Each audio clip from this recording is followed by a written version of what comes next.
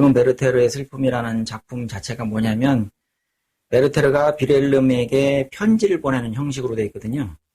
그래서 뭐 했다네 그런 투의 말들이 많이 나오는데 이제 쭉 읽다 보면은 이런 부분이 나옵니다. 이건 뭐냐면 자기가 길을 가는데 한 지점에서 다른 곳으로 가는데 가는 도중에 의도치 않게 자기가 예전에 살던 고향길을 가게 되었다. 그 길을 거쳐가게 되었다는 것이고요. 그 길을 거쳐가게 되면서 우연치 않게 여러 가지 생각을 하게 되었다. 그러니까 고향을 뭐 굳이 방문하려고 해서 방문한 건 아닌데 하다 보니까 고향 길을 가게 되었고 또 거길 지나다 보니까 엄청나게 여러 가지 생각들이 나를 사로잡았다 하는 내용입니다. 자, 1770년대 독일이 배경이고요. 또 이 책은 지금 이 부분, 책에 나오는 이 부분은 제가 명명했던 자서전 여행과 좀 비슷한 것이 아닌가라고 생각해서 발췌했습니다. 자, 뭐 길지 않은 문장이니까 한번 읽어보겠습니다. 고향 방문을 끝냈네. 생각지 못했던 감동이 나를 사로잡았네. 빌헬름. 나는 마을 입구에 들어가는 입구에 큼지막한 보리수나무가 서 있는 곳에서 마차를 세웠네. 천천히 걸어가면서 하나하나 떠오르는 추억을 차례대로 마음껏 되새겨보고 싶었던 거야. 나는 나무 밑에 서서 한참이나 옛날 일들을 생각하였네. 어릴 때 나는 그 나무 밑에서 철없이 그저 행복에 잠겨서 알 수 없는 세계를 무척 그리워했다네. 모든 것이 너무 많이 변했지만 나는 그곳에서 다시 새로운 세계를 꿈꿀 수도 있을 것 같다는 생각이 들었네. 천천히 걸어다니면서 내 꿈을 키운 고향 마을을 돌아보았네. 성문을 지나서 시내로 들어서자마자 나는 옛날의 나로 돌아간 것만 같았네. 네, 뒤에도 문장이 나오는데 지금 이 페이지를 잠깐 살펴볼 것 같으면 이제 천천히 걸어가면서 하나하나 떠오르는 추억이 있었다. 그것을 생각하게 되고 되새겨보고 싶어졌다는 말이 나왔고요. 또 나무 밑에 서서 한참이나 옛날 일들을 생각했다. 뭐 우연한 기회에 그 길을 가게 되긴 했지만 참 아주 의미 있는 시간을 보내게 되었다. 그런 것이고요. 맨 밑에 보면 이런 말이 나오죠. 나는 옛날의 나로 돌아간 것만 같았네 라는 말이 나오죠. 그러니까 어렸을 때 거기서 살았는데 오랫동안 그 시절을 잊어버렸고 다시금 어른이 되어서 그 길을 걸어가게 되다 보니까 어렸을 때 몰랐던 그 아름다웠던 추억들이 막 새록새록 떠오르면서 옛날에 내 모습으로 다시 돌아갔다는 이야기를 하고 있습니다. 계속 읽어보겠습니다. 그 당시 나는 숲과 골짜기를 바라보는 것을 얼마나 좋아했는지 집으로 돌아갈 시간도 있고 거기 서서 아름다운 자연을 보며 감탄하곤 했다네. 아직도 기억에 남아있는 낡은 별장들이 정답게 나를 맞아줬네. 그런데 새로 지은 건물들이나 고친 집들은 영 마음에 들지 않았네. 왜냐하면 추억이 깃든 옛 것을 보고 싶은데 지금은 많이 바뀌어서 그런 것들이 좀 아쉬웠다는 얘기를 하고 있습니다. 사랑하는 친구요. 너무 세세한 이야기를 들어놓진 않겠네. 나에겐 매력적인 이야기들이 자네에게는 지루할 수도 있으니까. 자, 이 부분만 살펴보면 이게 뭐 당연히 그럴 수밖에 없습니다. 왜냐하면 여러분과 저는 지금 자서전에 대해서 이야기를 하고 있잖아요. 자서전의 속성이라는 것이 원래 그런 것이거든요. 나에게는 중요하고 아주 의미 있는 일인데 그것이 상대방은 또 내가 아니니까 타인이기 때문에 그게 그렇게 와닿지 않을 수가 있거든요. 그러니까 나에게는 중요해서 자서전에다 그 내용을 집어넣는데 독자 입장에서는 조금 심심하고 재미없을 수도 있다는 겁니다. 그거는 뭐 어쩔 수가 없는 거예요. 왜냐하면 자서전이 원래 그런 거니까. 예. 이제 독자를 위해서 생각하면서 쓴다고는 했지만 본질적으로 자신의 이야기를 하는 것이기 때문에 그런 본질적인 측면에서는 자서전이 갖고 있는 속성, 그러니까 나에겐 중요하지만 상대방에겐 중요하지 않을 수 있다는 그 본질적인 문제가 있다. 그런 속성이 있다고 이해를 하시면 되겠습니다. 우리 옛집 옆에 숙소를 정하기로 마음먹고서 그쪽으로 걸어가면서 잊고 있었던 어릴 때 일들이 하나 둘 자꾸만 생각나서 기이한 기분에 사로잡혔네.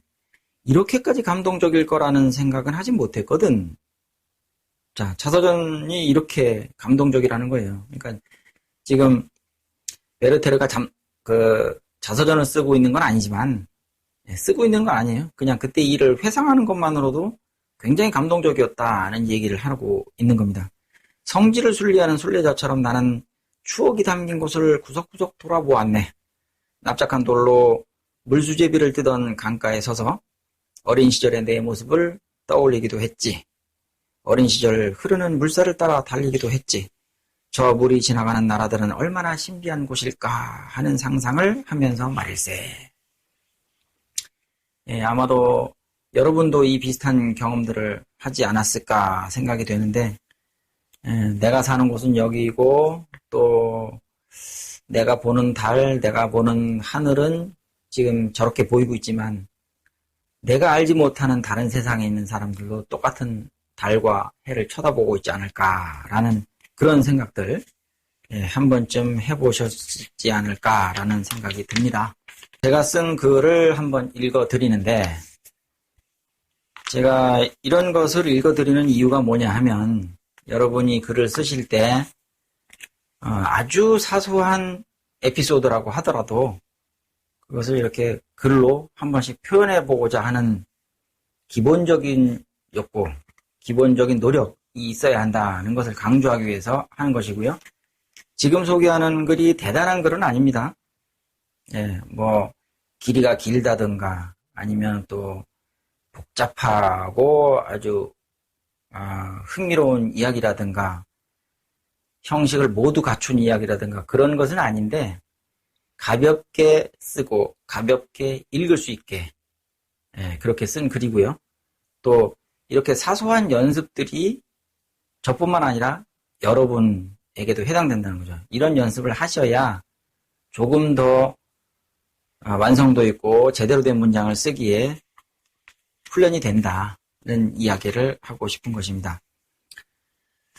제목은 효도 여행이라고 붙였습니다.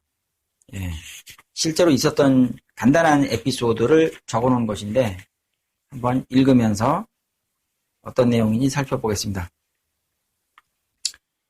부모님을 모시고 안동에 있는 산소에 다녀왔다. 오랜만에 만난 아버지와 고모님 두 분은 그동안 잊고 살았던 가족의 정을 다시 느낄 수 있었고, 나는 나대로 내 뿌리와 내 정체성에 대해 다시 생각해보는 기회가 되었다. 이제 서두 부분에서 간단하게 이야기를 했고요. 뭐 부모님, 그 다음에 고모님 이렇게 만났다는 이야기를 한 것이고, 그 다음에 이제 하나의 예시를 들면서 제가 말하고 싶은 에피소드와 약간의 연관성을 만들려고 하는 의도가 그 다음 단락에 드러나고 있습니다. 오바마는 그의 자서전 내 아버지로부터의 꿈에서 자신의 정체성을 찾아 떠나는 여행을 한다. 난 이것을 자서전 여행이라고 명명하였다. 이번 기회에 나도 내 자서전 여행의 일부를 수행한 것 같다. 오랜만에 만난 삼남매를 모시고 영덕에 가서 대게를 먹고 안동으로 돌아오던 중, 에피소드를 하나 더 얘기하는 거죠. 복숭아밭 앞에서 사진을 찍었다. 어머니 포함해서.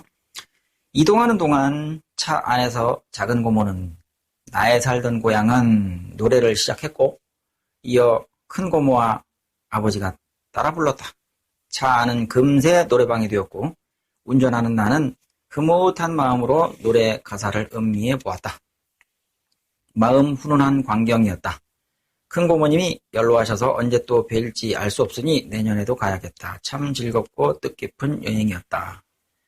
뭐 이것을 굳이 기행문이라든지 이렇게 명명하고 싶지는 않고요. 그냥 있었던 일을 쉽게 간단하게 쓰고 또 다른 사람에게 읽게 하고 서로 나누고자 하는 의미에서 썼다. 이렇게 이해하시면 될 것 같습니다. 여러분도 이런 연습을 많이 해야 된다는 겁니다. 예, 사소하게 지나칠 수 있는 여러 가지 에피소드들, 간구할 수 있는 그런 것들이 글의 소재로 충분히 가능하다.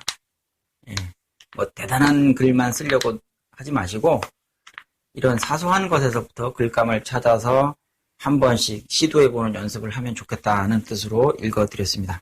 또 한 가지를 읽어드릴 텐데요. 역시 제가 쓴 글입니다. 자, 글 자체도 굉장히 짧죠. 뭐 기승전결이 있는 것도 아니고 그냥 간단하게 시작해서 간단하게 끝나는 것인데 그야말로 복잡한 구조가 아니라 간단한 구조로 썼으니까 쓰는 사람도 편하고 읽는 사람도 부담 없이 읽을 수 있는 그런 글이라고 볼 수가 있겠습니다. 제목을 어떻게 붙였냐면 레지오넬라균 경계하기라고 했습니다. 지방에 강의하러 다닐 때 주로 고속버스와 시외버스를 이용하는데 요즘은 각별히 레지오넬라균을 경계하게 된다. 버스 에어컨에서 나오는 퀴퀴한 냄새를 맡으며 내 허파가 잘 견뎌주기를 바랐다. 어제도 갈 때 2시간, 올 때 2시간 동안 차 타고 오면서 숨을 어떻게 쉬어야 하는지 고민했다. 창문을 열 수도 없고 꼼짝없이 버스 내부의 공기로 숨을 쉬어야 하는데 쉬어야 할지 말아야 할지 망설여졌다. 내가 숨 쉬는 것까지 고민해야 하나? 내 차를 갖고 가면 그럴 염려는 없겠지만 운전도 노동이라 그 노동은 피하고 싶은데 점점점 했죠. 기사 아저씨들 에어컨 좀 청소해주면 안 되나요? 부탁드려요. 계속 이용할 테니 청소 좀 해주세요. 그러면서 애교 있는 문장으로 끝냈죠. 자,